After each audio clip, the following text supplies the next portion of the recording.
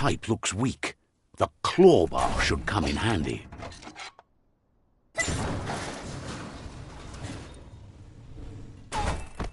Whoa! It's time to find a way out of this place. No, really, I mean it.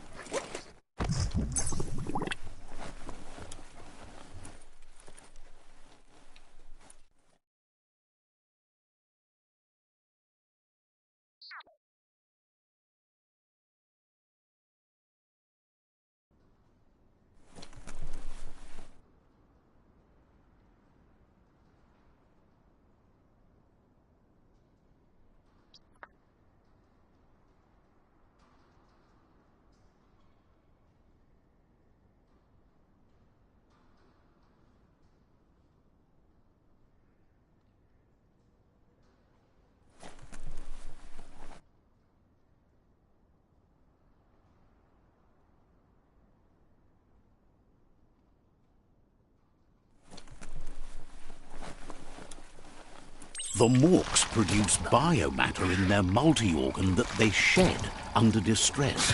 Blobs that affect the cellular coding strands of any living being when absorbed, including you. Cutting edge.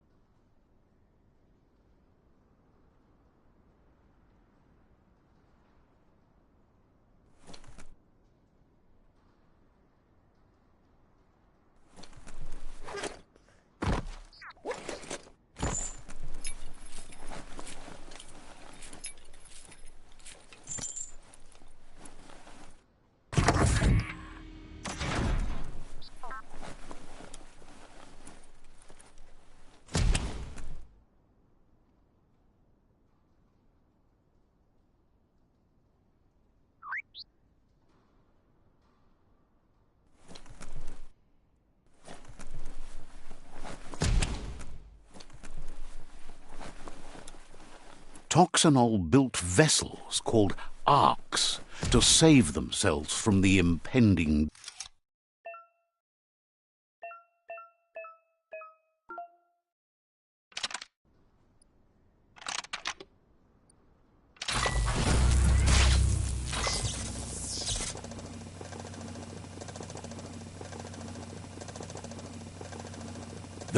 Their rare earth mining and nuclear industries generated tons of waste, and without consideration for the future, they dumped it all in landfills until they ran out of space. That's when they made the big mistake. They began dumping the toxic waste in the surf just off the coast instead, assuming that it would sink and decay with time. And they were right. But no one was prepared for what was about to unfold. Once in the surf, the radiation interfered with the genetics of the wildlife and created bizarre mutations in their offspring. It had an inconceivable impact on biodiversity and the entire ecosystem. The sound of spark metal going pew-pew is never a good thing. It's coming from behind that door. A warning label. The box looks like a potential brain melt.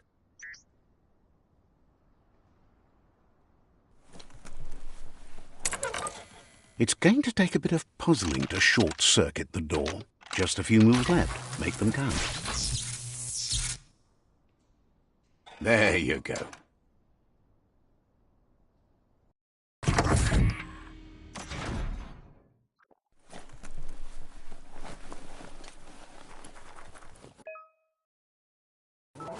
The wheeled one is outnumbered. You'd better help him out.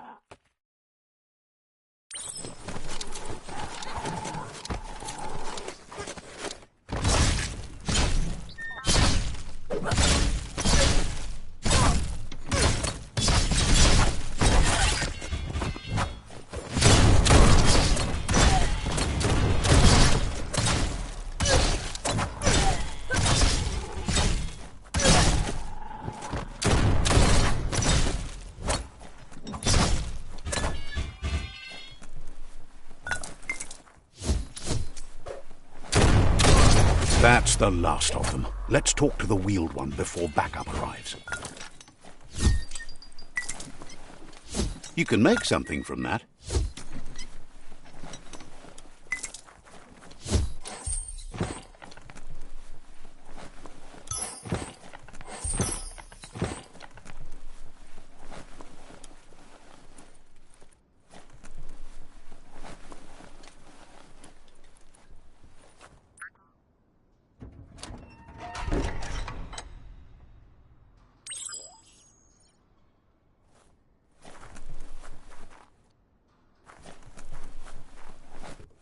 He wants to thank you for taking his side against the scavengers. He sounds familiar. You just can't figure out why. He presents himself as out of date. He knows he's way overdue, but he hasn't given up. He doesn't seem surprised that you don't recognize him. You were just a child back then, the night everything changed. There have been rumors of a one-eyed Ronin seen outside the Great Wall, and he's happy to see it's true. The legend of the one-eyed child that grew up as an outcast is old and sad. The child could have been anyone, but the evil it had fled had left a mark, a facial scar to remember the past. There's no doubt you're the child, and that what Lupa Lupin did to your village, your Muma and Popsy, was the beginning of the end. He says it has taken you a long... It was after the attack that the unity fell apart. Your Muma's disciples divided and formed tribes as a reaction to the blight that had fallen upon the land. Had it not been for the Tree of Life, no one would have survived. He hopes you at least remember the tree.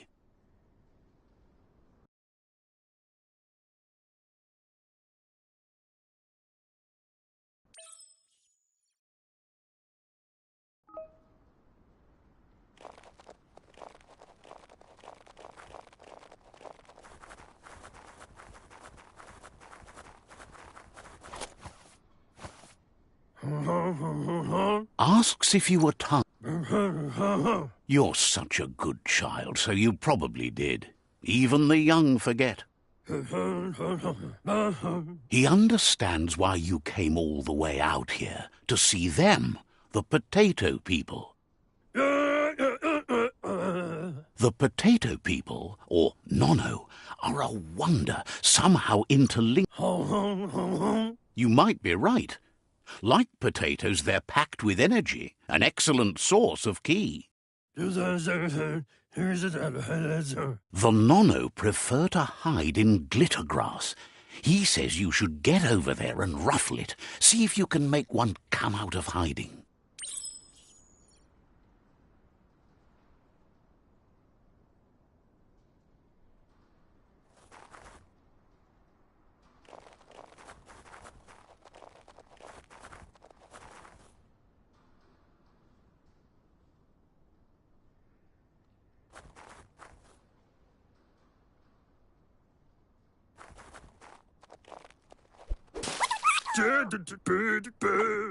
You've found one. You should be proud. They don't come out for everyone. The Nono's ki energy is just what the Pensai needs to complete its cycle and grow into a tree of life. Only time will tell. At least his intention is to dedicate his life to it. He has the feeling the fate of the world depends on it. You'll need to support the tree for a long time to come. The only way it'll grow tall is with the burst of ki released from the Nono as they become one with the tree. You'll need a net to catch the Nono, and he wants you to use his, but asks you to be gentle. The Nono are sensitive beings, an embodiment of ki, the primal energy.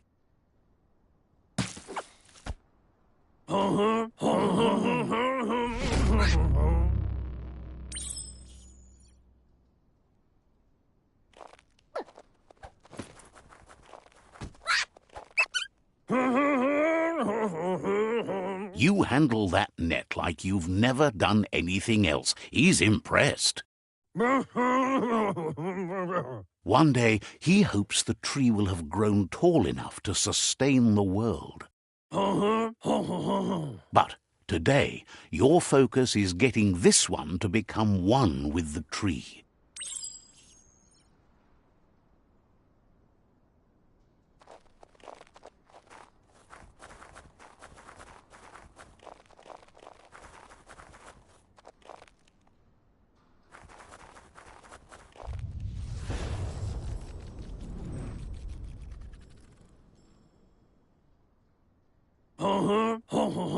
Now that you've seen the Nono's connection with the tree with your own eyes, you have no reason to doubt. From this day on, he'll make nurturing the Pensai into a tree of life, a life goal, not only for our village's sake, but for all of us, everyone. One day, the land won't be as peaceful. Not even your Mooma will be able to protect us.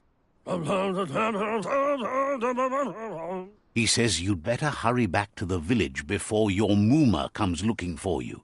You did good here today.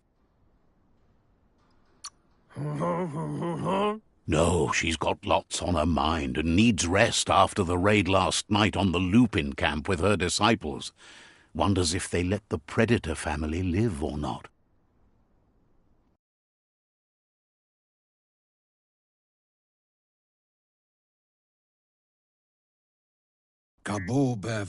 He lost you there for a while, but no memory is alone. It's part of a trail you can follow. He says he remembers every single day he devoted to growing the tree of life, but now he's afraid it might be in vain. The tree started to die when the end of days begun, and it wasn't long after that that the world...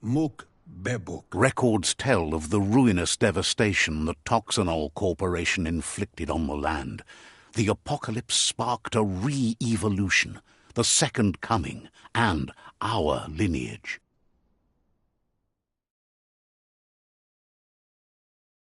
His friend Gizmo is working on a Mekton and needs help defeating the Jumbo Puff at the end of the West Route. Wiz is still repairing his octopod to confront the Merc Puff that dwells deep down under the surface at the end of the Northwest Route. Nocco has tamed the Midget and is preparing to take on the Hoof Puff at the end of the East Route.